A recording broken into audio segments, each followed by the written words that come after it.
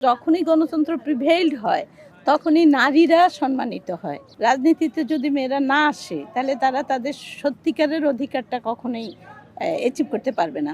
অনেক প্রশান্তি, অনেক ভালো লাগা।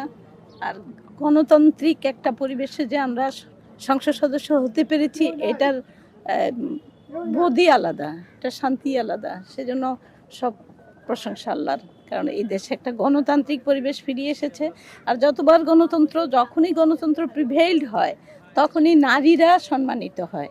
আর গণতন্ত্র যখন সমস্যায় পড়ে তখন নারীরা অনেক পিছনে পড়ে যায়। সেজন্য অনেক শুকুর আলহামদুলিল্লাহ, সব প্রশংসা আল্লাহর। নারীদের জন্য কি করার পরিকল্পনা আছে আপনার জায়গা থেকে?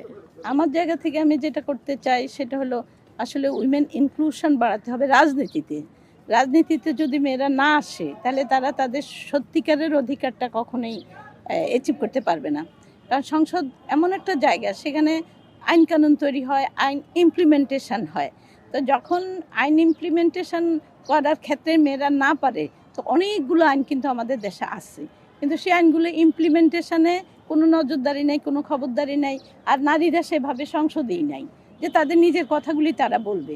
তা আমরা সেই জিনিসগুলা শুধুমাত্র আইনগুলোও ইমপ্লিমেন্টেশনে যেতে চাই, যাতে নারীরা বেনিফিটেড হয় এবং তারা সমপর্যায়ে পুরুষের পাশাপাশি তারা রাজনীতিতেও আসতে পারে, অর্থনীতিতেও আসতে পারে।